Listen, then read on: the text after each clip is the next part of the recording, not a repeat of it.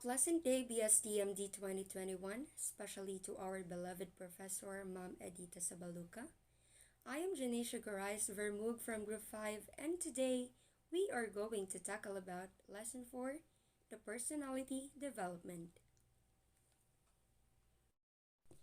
So everyone, this topic will discuss and answer the question about how you as a person will develop yourself from everything. How well do you know yourself? Or what exactly is your personality and how you will develop it? All of that questions on your mind will answer on this lesson, Personality Development, so sit back and relax and study well. First and foremost, let's find out what is personality and at the same time, what is development. Personality is a characteristic sets of behaviors, cognitions, and emotional patterns that evolve from biological and environmental factors. And development is a process that creates growth, progress, positive change, or the addition of physical, economic, environmental, social, and demographic components. And finally, what is personality development? Personality development is defined as a process of developing and enhancing one's personality. Personality development helps an individual to gain confidence and high self-esteem. And personality development also is said to have a positive impact on one's communication skills and the way he sees the world. And now let's proceed to personality. Personality refers to individual differences in characteristic patterns of thinking, feeling, and behaving. The study of personality focuses on two broad areas. First, understanding individual differences in particular personality characteristics, such as sociability or irritability. The other is understanding how the various parts of a person come together as a whole. As I said last time, personality is a characteristic set of behaviors, cognitions, and emotional patterns that evolve from biological and environmental factors. So when we hear personality, the first thing comes up on our mind is all about ourselves. Kung ano nga ba talaga yung pagkatao natin, kung ano yung ugali natin, kung mabait o mabuti ba tayong tao, at kung sino ba talaga tayo. Tayo lamang po mismo sa ating sarili ang nakakaalam niyan. Kaya nga po 'di ba madalas natin sinasabi na kapag may sinasabi sa atin na masama ang ibang tao, ay hindi tayo dapat agad-agad nagpapaapekto dahil mas kilala natin ang ating sarili. You yourself as a person ay hindi dapat nagpapakontrol sa sinasabi ng iba. It's important that you show to everyone kung ano nga ba talaga ang pagkatao mo at kung sino ka nga talaga. And now, let's proceed to the components of personality. Here under are the personality components and traits, so I will discuss the number 1, which is the spiritual and moral values, and the rest of it will be discussed by my group mates. Number 1, spiritual and moral values. This pertains to the relationship with God. These are the piety, religiosity, honesty, generosity, sincerity, responsibility, keeping of promise, punctuality, devotion to duty, absence of antisocial tendencies, and etc. Spiritual and moral values informs the life of the truly educated person. When this happens, a moral context is given to what one does with the knowledge one has gained. The chapel exists to give direction to the implementation of spiritual and religious values in character formation. So now let's talk about the spiritual and moral values. So spiritual is relating to or affecting the human spirit or soul as opposed to material or physical things. Ibig sabihin, nauugnay o nakakaapekto sa espiritu o kaluluwa ng tao kumpara sa material o mga pisikal na bagay. And now, moral values. Moral values are the behavioral practices, goals, and habits which are validated by the society where part of moral values concern themselves with right and wrong. So the spiritual and moral values talks about the relationship between you and God. This topic will measure your faith in Him. If how deep is your love and your relationship with God? And for me, this is the best relationship you could have in your life because I believe that without God, you're nothing. And always remember that beauty of a person is temporary, but personality is permanent and lasts forever. Again, I am Janeisha Vermug, and that's my part for today. Thank you. Hello everyone, my name is Reynalyn Ceres and I'm going to tackle about what is psychosocial traits and temperament. So let's start the psychosocial traits. What is psychosocial traits? The psychosocial traits is defined as a state of mental, emotional, social, and spiritual well-being. The thinking portion of psychosocial health is known as mental health. Example of psychosocial. Psychosocial factors include social support, loneliness, marriage status, social disruption, bereavement, work environment, social status, and social integration. And there have the basic traits of psychosocial health. This is the individuals who are deemed to be psychosocially healthy are not completely devoid of problems. Actually, it's not the quantity or quality of a problem or lack thereof, which makes someone sound in this respect. It's the way people view themselves and how they deal with a stressful situation that sets psychosocially healthy people apart from those who are not. Here are just a few traits shared by these robust individuals. First, they like themselves, they accept their mistake, take care of themselves, they have empathy for others, and they control their anger, hate, tension, and anxiety. And they are optimistic, and they can work alone and with others equally well.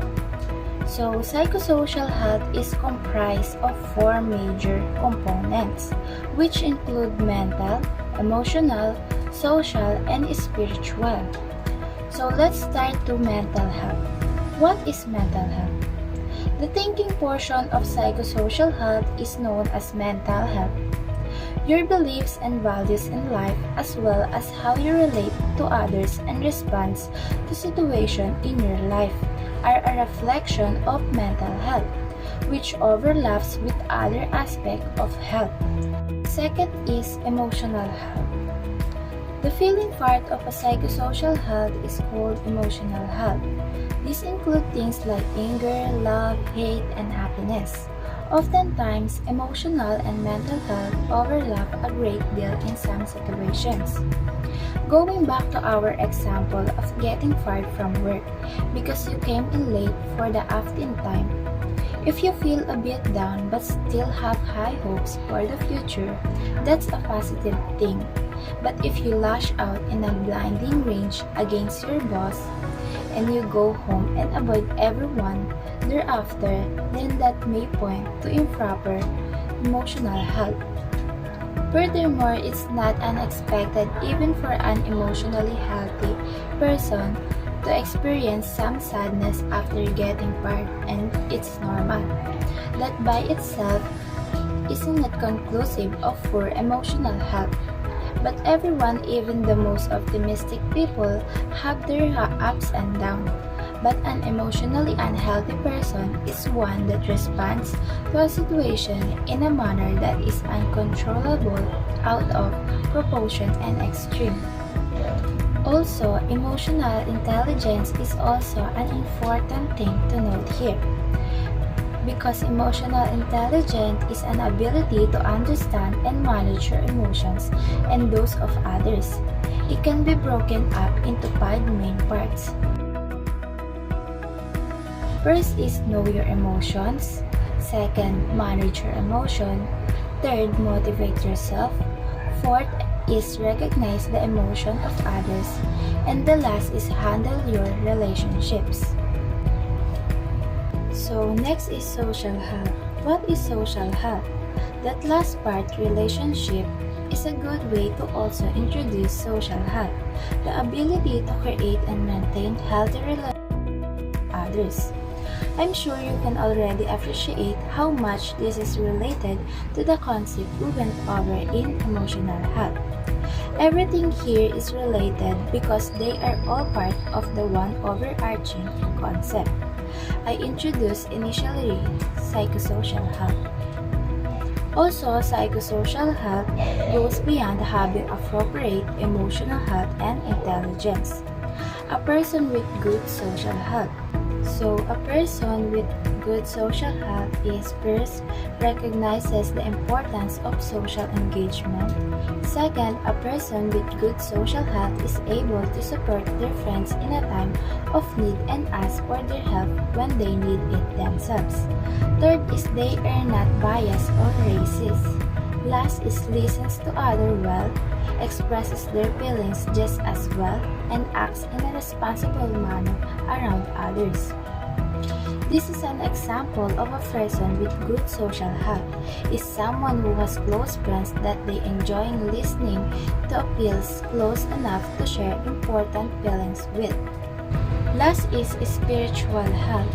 Spiritual health includes a purpose life, transcendence, and actualization of different dimensions and capacities of human beings.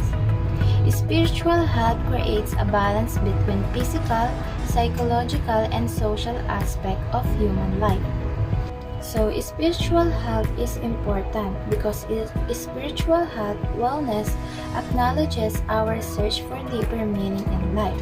When we're spiritually healthy, we feel more connected to not only a higher power, but to those around us. We have more clarity when it comes to making everyday choices, and our action become more consistent with our beliefs and values.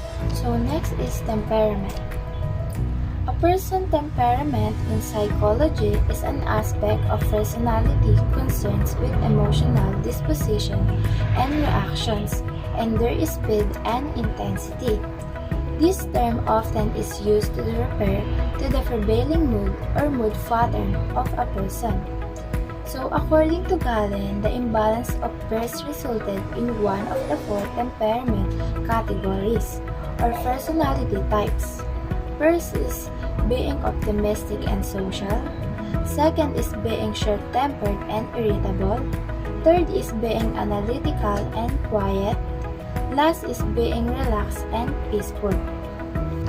In being optimistic and social, it turns out that an optimistic attitude helps us to be happier, more successful, and healthier.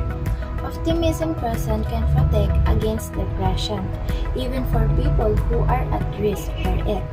An optimistic person outlook makes people more resistant to stress. Second is being short-tempered and irritable. This person have a short temper can also be a sign of an underlying condition like depression or intermittent explosive disorder, which is characterized by impulsive and aggressive behavior. Third is being analytical and quiet. The analytical personality type is very deep and thoughtful. They're serious and purposeful individuals.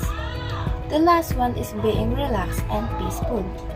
Being relaxed can help ease stress. It can also relieve anxiety, depression, and sleep problems.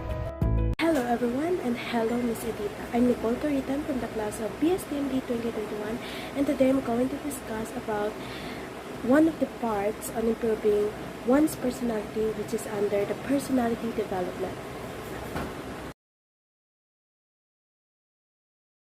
And this is the physical and biological traits. But first, let me define what is physical traits. So when we say physical traits, from the word itself, physical, or for you not to be confused, just remember the word physical.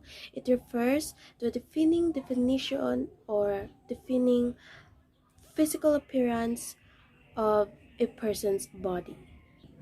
The defining traits and features. These are the aspects of appearance that are usually apparent to others, even with no other information about the person. What does apparent to others mean? Let me give you an example. Here's the example. Have you met someone that you really want to know his or her name but failed on knowing it? Of course, when you really want to know someone's name, someone's identity, um, you look at him or her many times, right? And that you remember his or her physical appearance, or what we call traits. By that, you'll be able to recognize his face even though you didn't know the person's information. So physical traits basically include a variety of things like hair and facial features. Plays a big role but aren't the whole picture. So, going back to our example, you may identify that someone because he have thick brows, blue eyes, dimples, or many more.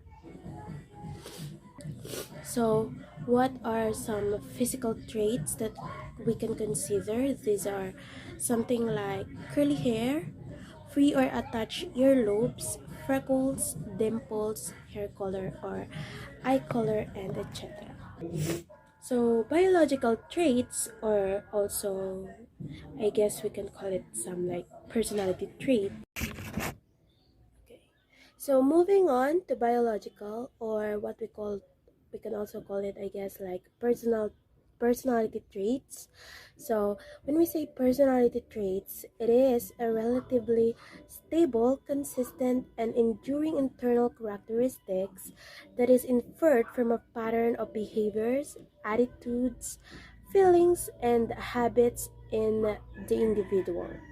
So if we have physical, we also have internal characteristics, or what we call internal beauty. So personality traits are complex, and the research suggests that traits are shaped by both inheritance and environmental factors. These two phases interact in a wide variety of ways to form our individual personality. So we have the very famous the 5 big personality traits. What are those? Let me discuss. The first one is the openness. When we say the openness, it is the characteristics that include imaginations or insight. So I came prepared, guys. I'm gonna give you some example for that one. So when we say openness, creativity plays a big part on this openness trait. This leads to a greater comfort zone when it comes to abstract and lateral thinking. So, for example, think of a person who's always ordering the most exotic thing on the menu, going to different places and having interests which you would never have thought of. That is someone who has a high openness trait. Because when we say openness, I'll give you some keywords. So, um, these are the persons or people who have an eagerness to learn and experience new things. Yeah, that person or people are having a particularly high personality openness trait. So it leads to having a broad range of interests and being more adventurous when it comes to decision making. So that are people who possess this trait. So anyone low in this trait tends to be viewed with more traditional approaches to life and may struggle when it comes to problem solving outside their comfort zone of knowledge. So moving on, the next one, the second one is conscientiousness. So it includes high levels of thoughtfulness, good impulse control, and goal-directed behaviors. When we say conscientiousness, it is a trait that includes high levels of thoughtfulness, right? So a highly conscientiousness a highly conscientious person will regularly plan ahead and analyze their own behaviors to see how it affects others. So a good example of a conscientiousness person would be someone you know who is always planning ahead for the next time you meet. So like they're the one who's excited, like we only we may encounter that friend who always plans before meeting. Kaya ngayon nagsasabi na baka daw maudlot kasi pinaplano agad. Mga ganon. Yon. And in the meantime, regularly staying in contact, checking in on our well-being, they like to organize around certain dates and events and are focused on you when you meet. So people low in conscientiousness tend to dislike structure and schedules, procrastinate on important tasks, and fail to complete tasks as well. Okay, so moving on to the third one. So the third one is what we call the extraversion. So you can also call it extroversion. So extrovert things. Okay, so when we say extroversion, it is a trait that many will have come across in their own lives. So when we say extraversion, so let me give you an example. We all have that one friend or family member or several who aren't exactly wallflowers in a social interaction. They thrive on being the center of attraction or center of attention. You know what I mean? Okay? Enjoy meeting new people and somehow tend to have the biggest friends and acquaintance group you have known. So they're like the social butterfly. If you guys are reading Wattpad, the university series, Sam, the social butterfly of them all. That's the biggest example kasi for us, like, Gen Zs. I'll give you some. So extroverts tend to have very public facing roles, including areas such as sales, marketing, teaching, and politics. Seen as leaders, extroverted people will be more likely to lead than stand in the crowd and be seen to not be doing anything. So they are the extroverts. So that's what you call extroversion, okay, or extroversion. The next one, the fourth one, is agreeableness.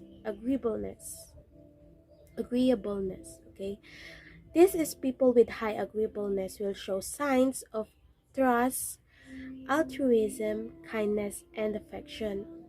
Okay, so when we say agreeableness naman, so they're sharing, comforting, and cooperating are traits that lend themselves to highly agreeable personality traits. So the opposite of agreeableness is obviously disagreeableness, but it manifests in behaviors traits that are socially unpleasant. Manipulation and nastiness towards others, a lack of caring or sympathy, a lack of taking interest in others and their problems are all quite common. So, yeah. Agreeable people tend to find careers in areas where they can help the most. Charity workers, medicine, mental health, and even those who volunteer in soup kitchens and dedicate time to the third sector, or what we call social studies, are high in the agreeableness chart. So yeah, there are people that is high on this trait. The next one is neuroticism. Okay, so when we say neuroticism, it is characterized by sadness, moodiness, and emotional instability. So remember, we have discussed just right now the openness. Pumapasok doon yung creativeness, right? Extroversion naman, extroverted people, yun like people who like or they love hanging out the most. So when we say neuroticism naman, it is individuals who exhibit high levels of neuroticism or experience mood swings, anxiety, and irritability. So anxiety, which plays a large part in the makeup of neuroticism. Yeah, it is about an individual's ability to cope rather with stress and perceived or actual risk. People who suffer with neuroticism will overthink a lot of situations and find difficulty in relaxing even in their own space. So yeah, of course, those who rank lower on the neurotic level will exhibit a more stable and emotionally resilient attitude to stress and situations. Low neurotic sufferers also rarely feel sad or depressed, taking the time to focus on the present moment and not to get involved in mental arithmetic on possible stress inducing factors. So yon, um, I'll give you some keywords para bilis tandaan yung 5 big personality traits. Okay, so the first one is the openness. The keywords are includes imaginations and insights. Okay, creativity. That's the keyword for openness. When we say conscientiousness naman, a good example for this is a person who are planning ahead, because conscientiousness is someone that is goal-directed behavior siya. So when we say extroversion naman or extroversion, like what I said, people who likes hanging out, or what we call likes to meet someone new, someone else, or has the biggest friends, like that. When we say agreeableness naman, they are the people who love to, or like to help the most, like charity workers, medicine, mental health, and even those who volunteer, yung mga volunteers. And when we say neuroticism naman, these are characterized by sadness, moodiness, and emotional instability. So, anxiety plays a large part on this one naman. So, yeah, that's it. Thank you so much for listening. Bye. So the last one is the capacities. When we say capacities, these refer to the mental capacity or intelligence, education, expertise, noted achievement, and multiple intelligence like in art, music, and etc. So capacity is the maximum extent to which an individual is able to receive and retain information, such as in mental or intellectual capacity, or to perform and withstand tasks such as in physical capacity. So, for further explanation, capacity means the ability to use and understand information to make a decision and communicate any decision made. A person lacks capacity if their mind is impaired or disturbed in some way, which means they are unable to make a decision at that time. Good afternoon, everyone. I am Patricia and Torino of BSTMD 2021. On this part, I will discuss one of the subtopic of personality development, which is the structure of personality.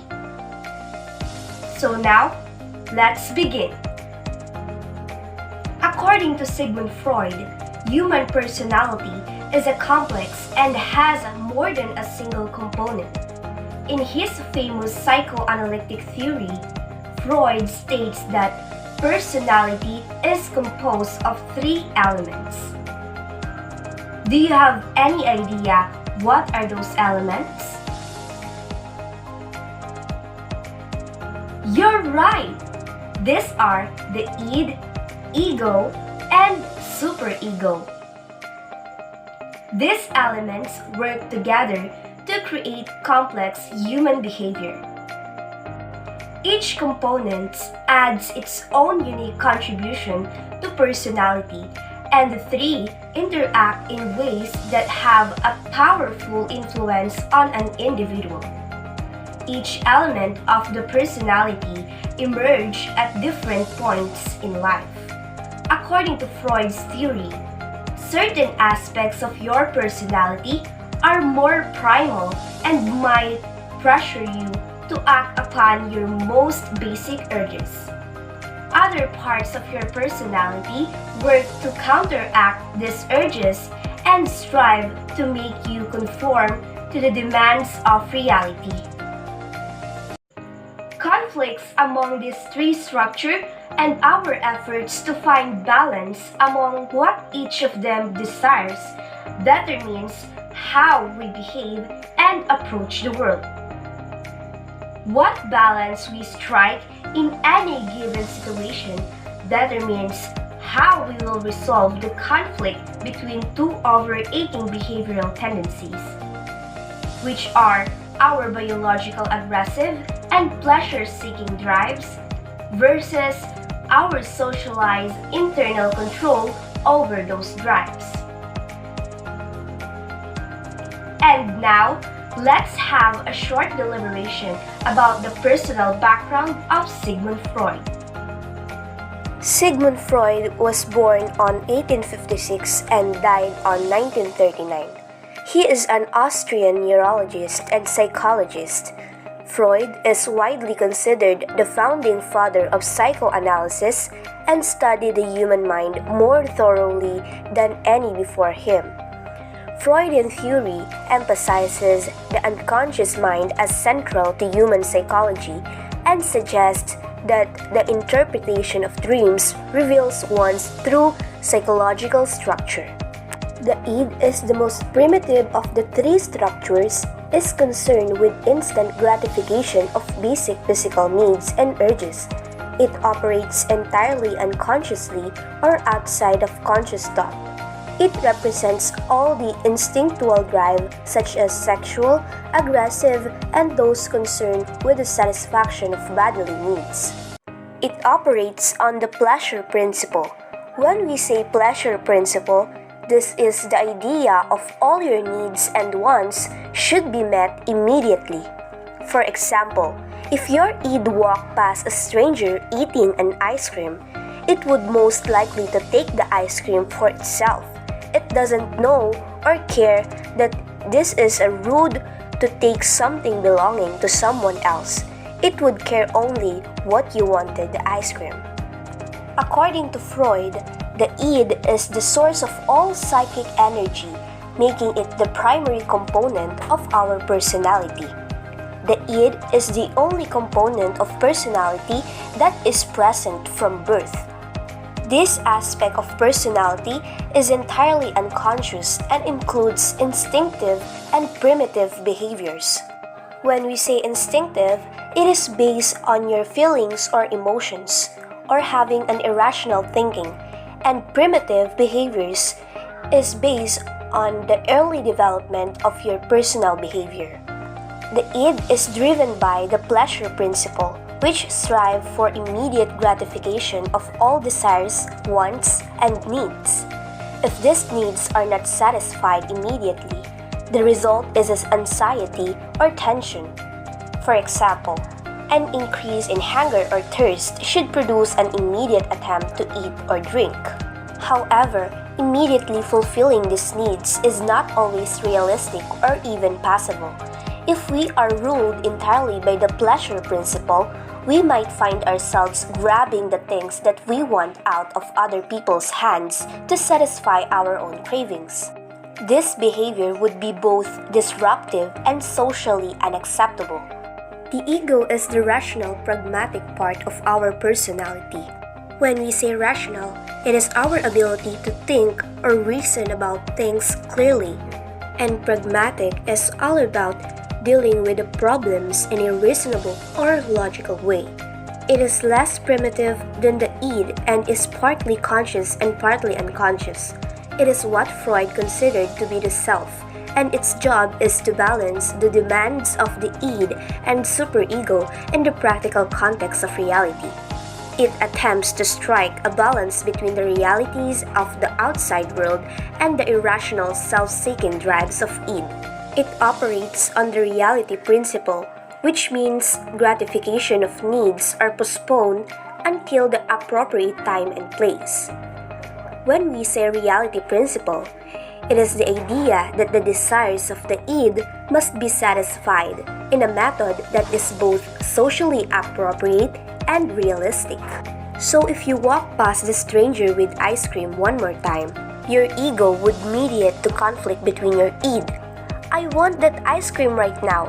And your super ego says it's wrong to take someone else's ice cream and decide to go buy your own ice cream.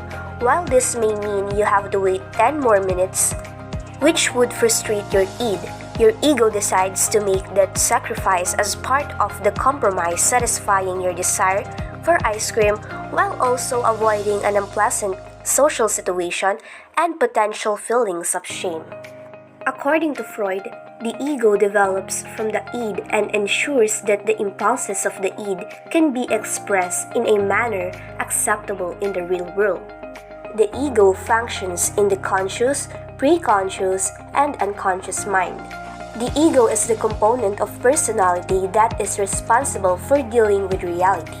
It operates based on the reality principle, which strives to satisfy the id's desires in realistic and socially appropriate ways. The ego also discharges tension created by unmet impulses through secondary process of thinking, in which the ego tries to find an object in the real world that matches the mental image created by the id's primary process.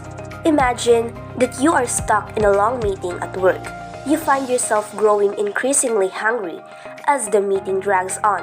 While the id might compel you to jump up from your seat and rush to the break room for a snack, the ego guides you to sit quietly and wait for the meeting to end.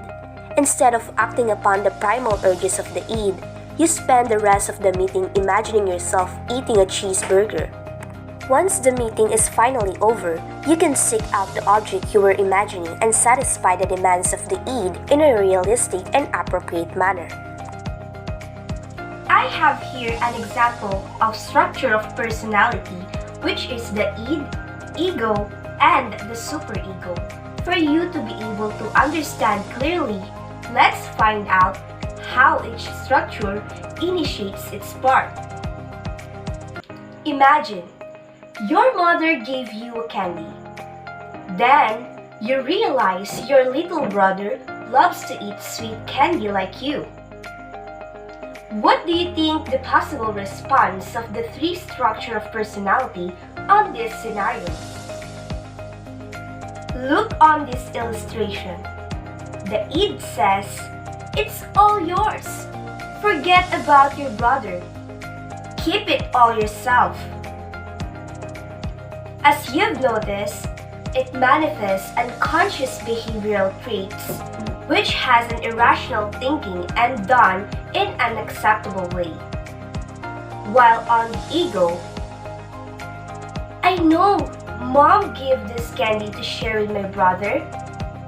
We should split it evenly." The second structure shows a rational and pragmatic behavioral traits, and the response was done in an ethical manner. Lastly, the superego. It says that you know that your brother loves candy. You should give it all to him and not be greedy. The superego manifests a good guidance of having a good decision and moral values. Another example. Imagine you are in the middle of an important meeting. Then, suddenly, you feel hungry. What do you think is the possible response of the three structure of personality? Look on this illustration. The id says that I need to eat right this second. The pleasure principle abruptly strikes. The intent desires of the id expanded, while on the ego, it says that you can't do that because you're in the middle of an important meeting. The ego represents a good conduct and proper behavior of an entity. Lastly, the superego. It says that eating during an important meeting is rude and inappropriate. This time, the superego shows an ethical behavior which is realistic and acceptable.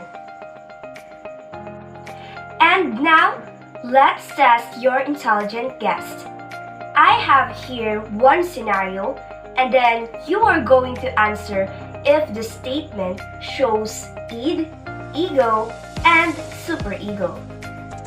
Are you ready? Let's start! Sally was thirsty.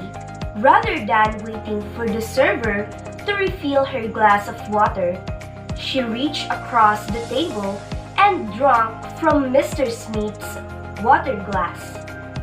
Much to his surprise, you have 5 seconds to analyze the given statement. Is it id, ego, or superego? Your timer starts now.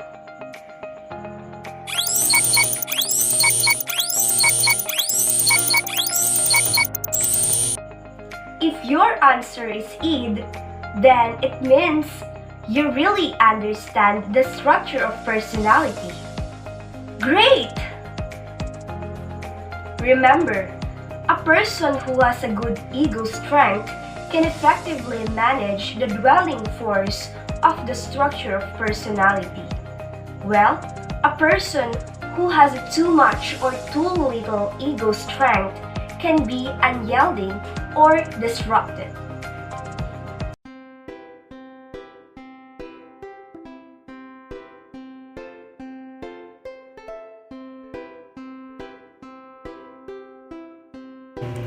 The superego.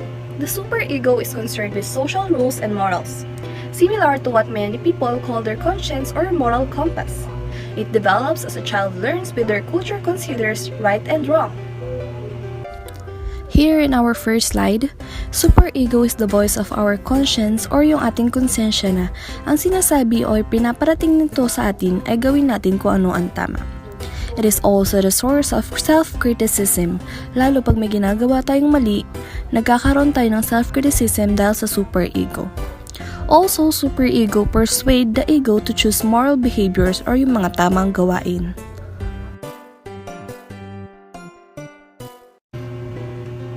Second slide, for example. If your superego walked past the same stranger, it would not take the ice cream because it would know that that would be rude. However, if both your ID and your superego were involved, and your ID was strong enough to override your superego concern, you would still take the ice cream, but afterward, you would most likely feel guilt and shame over your actions. This example of superego just taught us that even superego will not win over your strong ID in doing what is right, but still superego will have its own way in our mind to make us feel guilty and shame over the actions na ginagawa natin, especially kung mali ito. Third slide. Freud believed that the ID, ego, and superego are in constant conflict, and that adult personality and behavior are rooted in the results of these internal struggles throughout childhood. This explains if may mga internal struggles na tayo with our ID, ego, and superego during our childhood, maaari natin itong madala sa ating pagdanda na nagre-result into conflict sa ating personality and behaviors. Fourth slide. He believed that a person who has a strong ego has a healthy personality, and that imbalances in this system can lead to neurosis, anxiety, and depression, and unhealthy behaviors. While this explains na maaari ang taong may strong ego ay may healthy personality or strong personality, but ito yung nagkakos rin sa kanya ng anxiety or depressions and unhealthy behaviors. Kasi nga yung ego, yun yung nasa gitna or between ID and superego. Parang siya yung nagbabalance doon sa demand ng ID and superego. So, it should also be balanced. Fifth slide. Personality development. The progress in and insistence on quality of education, coupled with rapid strides in spread of knowledge, call for equally developed and able recipients. Thus, a definite need is felt for well-developed personality and character in our life. The Vedanic concept of personality is based on the concept of perfection of each soul and self-confidence for realization and manifestation of this inner knowledge. Personality development is the progress of each individual na nagsastart na tayong mag-insist for quality education, knowledge, and progress sa sarili natin. Also, at some point, we would feel like a certain need for well-developed personality and own characters in life. Next would be the 5 dimensions involved in forming the human personality. First one is physical self. It relates to our senses. Proper nourishment and growth of physical faculties is essential by way of balanced diet, recreation, music, and care and concern for near and dear ones. Self-confidence could be developed by just merely patting on the back or shoulder for any achievement in life.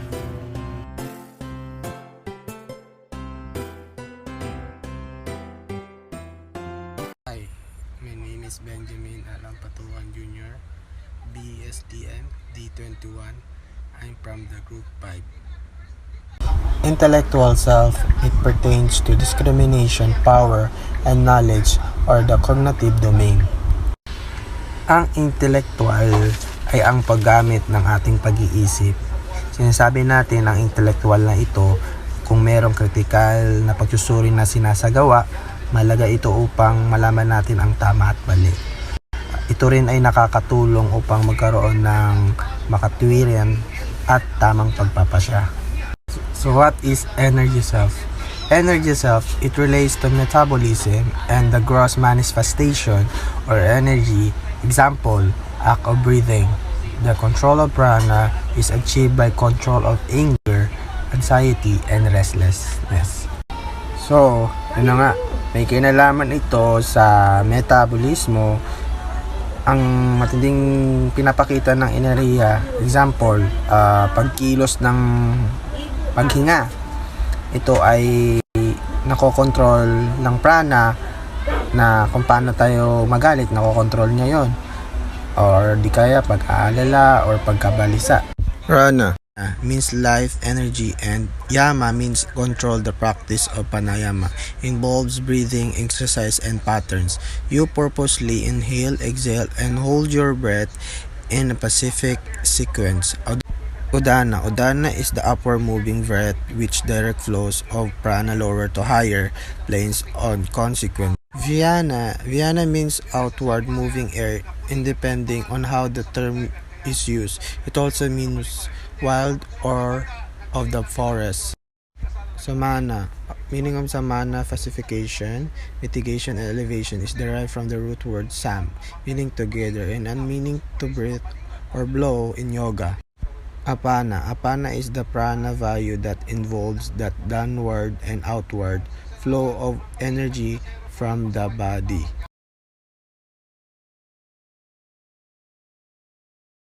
Answer would include the sense of one's own being, or the sum total of qualities that distinguish the mind of one person from the another, or one personal identity.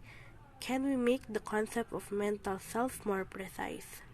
And they have a 6 example: the emotional self-care, practical self-care, physical self-care, mental self-care, social self-care, and the spiritual self-care.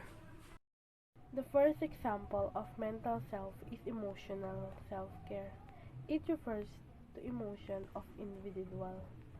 The second is practical self-care, which refers to a person's ability. The third is physical self-care, where you can see if a body is physically fit and healthy. The fourth is mental self-care, which refers to an intellectual of individual. The fifth is social self-care. It contains how deeply a person interacts with another individual. And the sixth is spiritual self-care. Here we can talk about one's belief or one's belief, if one's religion. Daanan Anandamaya Kosha is referred to as the Bill's body.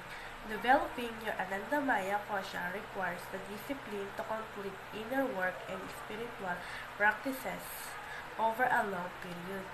This level of consequentness relates to the essence of your true self or nature, which is perfection. Transcending all five sheets can lead to a stage of samadhi or unity between individual and universal consequences. This is said to be pure bliss or joy.